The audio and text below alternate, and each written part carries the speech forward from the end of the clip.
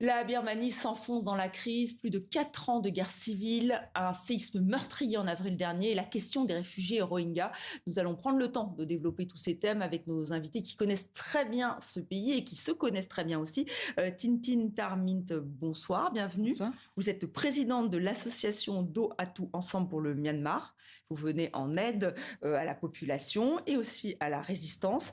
C'est comme ça que vous les appelez. Bénédicte Braque de la Perrière, vous êtes chercheuse au CNRS, membre du Centre Asie du Sud-Est. Bienvenue. Merci. Et enfin, il revient tout juste du Bangladesh où se trouvent les camps de réfugiés de Rohingyas. Bonsoir Christian Lechervy, vous êtes diplomate, ancien ambassadeur de France à Rangoon et vous êtes désormais envoyé spécial pour la Birmanie. Merci encore d'être avec nous pour ce grand angle. Alors aujourd'hui, le chef de la junte birmane participait à une cérémonie rendant hommage aux héros de l'indépendance du pays, le père de la dirigeante déchue Aung San Suu Kyi. C'est la première fois depuis le coup d'État de 2021. Alors je rappelle quand même que Aung San Suu Kyi vient de fêter, c'était le mois dernier, ses 80 ans en prison, cynisme de la junte. Comment vous expliquez la présence du chef de la junte? Sa présence de la junte aujourd'hui, c'est une surprise pour nous.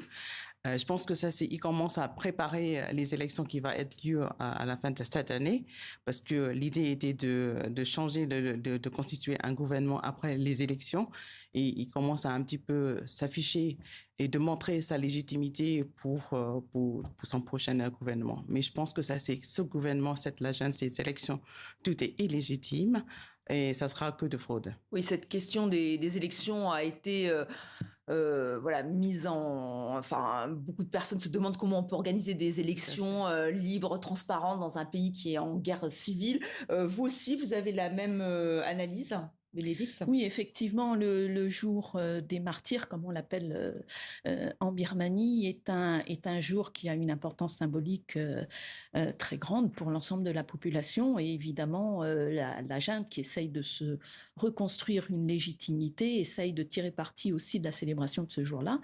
Un petit peu comme notre 8 mai, la célébration du jour des martyrs a connu une histoire assez tourmentée depuis ses premières célébrations, donc après l'indépendance. Donc une sorte de récupération politique autour de cette date emblématique, comme vous nous l'avez expliqué. Alors, on va s'arrêter un peu sur qui possède quoi, en fait, parce que c'est vrai qu'il y a la junte, mais il y a aussi une mosaïque de groupes ethniques armés, des forces d'opposition, et on a eu cette étude révélée par la BBC, c'était en novembre 2024, qui considérait que la junte contrôlait 21% du territoire birman, 42% pour les groupes ethniques. Alors, est-ce que ces chiffres sont toujours justes? Et Christian Lechervy, est-ce que ça explique aussi la complexité de la situation en Birmanie? Les conflits sont de nature différente. Il y a un conflit qui est né du coup d'État de février 2021. Donc c'est un conflit qui là se joue dans le centre du pays, au sein même de la population birmane au sens ethnique. Il y a des conflits plus anciens qui s'agrègent à celui de 2021, essentiellement sur les pourtours de la frontière du Bangladesh à la Chine, à la Thaïlande, avec des alliances d'ailleurs entre les uns et les autres. La couverture de ce conflit, d'abord, il faut voir qu'à peu près 80% du territoire a été affecté d'une manière ou d'une autre par des affrontements depuis 2021. Sur le contrôle territorial, c'est plus difficile à mesurer. On peut penser que la junte contrôle moins de la moitié du territoire, ce qui ne veut pas dire qu'elle contrôle moins de la moitié de la population, puisque la plupart des grandes villes sont à sa main. La capitale, bien sûr, Naypyidaw, mais aussi les deux autres grandes villes qui sont les poumons économiques du pays, Rangoon et Mandalay. Alors Tintin Tarmint, est-ce que justement, vu que c'est très compliqué, que ce ne sont pas les mêmes groupes d'opposition, est-ce qu'une union sacrée pourrait avoir lieu ou pas du tout? L'union, c'est en train de se construire. Depuis 2021, c'était la première fois dans l'histoire de la Birmanie, toutes les oppositions, les groupes ethniques se réunissent face à un ennemi commun, c'est la junte. Donc ça, ils ont la volonté de ce peuple et aussi des différentes organisations ethniques, c'était pour avoir une union fédérale. Donc, il y a des chartres, il y a des constitutions qu'ils sont en train de construire, en train d'écrire, en train de discuter. Mais par contre, malgré la différence, malgré la mission différente et des principes différents, quand même, il y a une unité entre les groupes d'opposition. Donc, ça, c'est l'unité de gouvernement, gouvernement d'opposition de NUD et aussi des organisations ethniques. Donc, il y a une unisson vraiment, c'est construit. Mais elle a peut-être du mal à s'organiser d'un point de vue militaire, politique, ou est-ce que c'est le cas? En fait, et c'est le cas, en fait, ça c'est pour les fronts militaires. Il y a dans le nord, quand même, il y a certaines Tchétchènes qui ont beaucoup soutenu. En fait, ça c'est les forces de défense sont soutenues par les Tchétchènes. Dans l'ouest également, dans l'est, dans le sud aussi, des groupes ethniques qui ont été déjà depuis certains temps en guerre civile contre la junte. Là maintenant, tous, en fait, ça c'est les forces de l'ordre, comment on dit, le PDF, le force de, je peux y arriver. Les ministres populaires. Ils ont été construits. Donc, politiquement, ils se construisent et militairement aussi, qui se construisent, qui s'alliancent. Il y a un alignement important, très important contre la junte. Donc, je pense que l'unité, il est là, mais c'est quand même encore un bon chemin à faire pour avoir un peu plus de clarté. L'unité, elle est là, vous êtes d'accord, Bénédicte Braque de la Perrière? Parler d'unité maintenant est un peu difficile, évidemment, c'est un désir. Il y a une volonté d'unité, mais parler d'unité est un peu compliqué quand même. Le NUG, qui est le gouvernement en exil, disons, a essayé de rassembler autour de lui un certain nombre d'armées ethniques historiques et de fait certaines l'ont suivi, d'autres moins. Donc on a en fait une composition très très complexe et là-dessus les milices populaires se construisent d'une manière très très diversifiée aussi. Il y en a plus d'une centaine. Donc une union qui est en train de se construire. Christian Le Chervier, est-ce qu'on peut revenir aussi sur vous? Vous êtes émissaire spécial pour la Birmanie. Quels sont les soutiens de la junte? C'est la Chine qui a beaucoup œuvré pour des cessez-le-feu qui n'ont pas tenu. C'est la Chine qui peut jouer un rôle? Les soutiens d'abord d'ordre militaire sont russes, historiquement, en particulier sur les équipements hélicoptères, avions de combat. Ce qui est la grande force de la junte.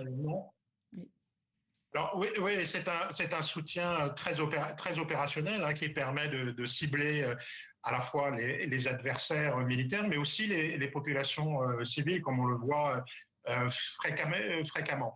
Il y a aussi d'autres partenaires de la Russie, la Biélorussie, qui aujourd'hui forment des personnels. Minsk ne s'en cache pas.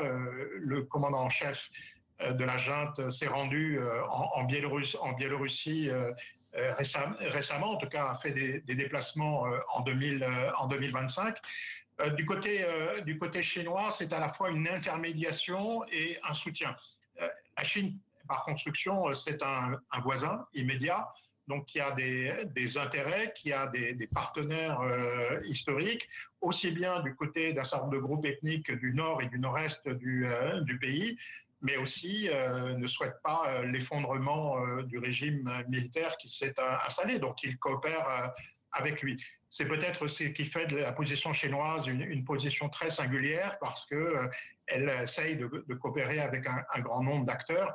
C'est un exercice évidemment très compliqué au quotidien. Et bien sûr, c'est la population qui fait les frais de tout ce qui se passe actuellement. Tintin Mint, il y a eu ce séisme très lourd avec un bilan très important, 350, 5400 décès, le bilan n'est pas très officiel. Comment vous arrivez à les aider? De quoi les Birmans ont-ils besoin? Ouais, les Birmans qu'ils ont besoin de quasiment tous. Le séisme, ça fait un peu de la lumière sur la situation de la Birmanie, parce que la Birmanie a connu le feu et à sang, la situation feu et à sang depuis 3 ans après le coup d'État. Le séisme, ça lui dit encore des choses. On n'a pas des chiffres, des estimations bien chiffrées pour l'instant, parce que le séisme s'est passé dans les zones contrôlées par la junte et aussi dans les zones contrôlées hors de la junte aussi. Donc les deux zones sont vraiment très mixte, on peut dire ça, en fait, mais le bilan, on est très difficile. Comment on peut les aider, en fait? On a toujours des moyens de passer par les forces de résistance parce qu'on a toujours un système pour soutenir financièrement et aussi techniquement, autrement aussi par les éducations. Là, il y a déjà un réseau qui a été construit depuis 3-4 ans. Et ce réseau a été utilisé pour rendre des aides pour les séismes. Pour leur apporter directement. Bénédicte Braque de la Perrière, juste après ce séisme, a vous lancé un appel, parce qu'il y a eu un moment une sorte de confusion. Est-ce qu'il fallait aider? On avait peur que la junte prenne cette aide. Comment aider? De fait, l'aide humanitaire a été un enjeu pour la junte et ça a été un moment où elle a repris pied, je dirais, sur le plan des relations internationales, notamment avec l'ASEAN. Donc ça a réveillé... Cette organisation politique et économique de l'Asie du Sud-Est. Donc ça a été un enjeu pour elle, très clairement, et c'est effectivement... enfin, c'était prévisible et c'est ce qui s'est passé. Donc, de ce point de vue-là, le bilan et l'aide qu'on peut apporter aussi, l'aide qu'on peut apporter dans les zones les plus touchées, c'est-à-dire dans le Sagaing, ils ont quasiment rien vu venir. Ouais. Christian Lechervy, il y a une autre question qui se pose, hein, c'est celle des Rohingyas, des réfugiés. Ils se retrouvent donc dans 33 camps au Bangladesh. Vous en revenez. Quelle est la situation sur place? Qu'est-ce que vous avez vu? Ce retour, il semble impossible pour eux en Birmanie. Bon, il y a déjà aujourd'hui plus d'1,1 million personnes qui ont trouvé refuge au Bangladesh, avec, je dirais, trois catégories de population. Il y a 37 000 personnes qui sont au Bangladesh depuis les années 90, qui vivent dans les camps depuis les années 90. Vous voyez bien que c'est un problème qui est ancien et qui est particulièrement douloureux. Il y en a 980 000 qui sont arrivés après les violences de 2017. Mais ce flux continue. Au fond, depuis janvier 2024, c'est de l'ordre de 120 000 personnes qui sont arrivées. Et les combats qui se poursuivent dans l'État Arakan, qui est de l'autre côté de la frontière, mais comme dans le reste du pays, produit de nouveaux réfugiés. Aujourd'hui, en moyenne, il y a entre 20 et 100 personnes qui arrivent par jour, à la fois par la voie fluviale, par la terre, mais aussi par la voie maritime. Mais est-ce qu'ils ont de l'aide? L'enjeu pour la communauté internationale, c'est d'aider toutes ces catégories de population. Merci pour ce témoignage, Tintin Tarmint. Vous gardez espoir, parce qu'on l'a vu quand même, c'est très compliqué. Quelle note d'espoir pour terminer ce grand angle? Moi, je suis beaucoup positif parce que c'est la première fois dans la vie de l'histoire de la Birmanie. Ça, c'est tous les oppositions se réunissent et s'aligner. En fait, ça c'est marqué toute la différence. C'est vraiment très, très bonne chose. Et la résistance, soit la résistance tout court, la résistance armée était extrêmement et massivement soutenue par le peuple birman. C'est très positif. Et on sait très bien que la jeune n'a aucune légitimité malgré tous ces oui, mais elle est aidée par la Russie, par la Biélorussie. On sent qu'il y a une pression, une vraie pression. Il y a une pression, mais comment ils peuvent gouverner? Enfin, ils ont bien démontré qu'ils sont incapables de gouverner. Ils ont même manipulé les aides humanitaires par rapport au séisme. Donc, je pense que le chemin sera un peu plus long, mais je reste toujours positif parce que la population, le peuple, évidemment, ne veut pas cette junte. Donc, on finit par, pour moi, c'est une évidence que cette junte finit par se débarrasser de la vie politique de la Birmanie. Je reste positif, mais le chemin sera long, les frais seront un peu lourds, très lourd même. Mais vous restez positif. Je suis positif et je demande vraiment franchement à l'aide à l'international pour soutenir le plus possible. Merci infiniment à vous trois d'être venus donc dans 64 minutes pour ce grand temps consacré à la Birmanie.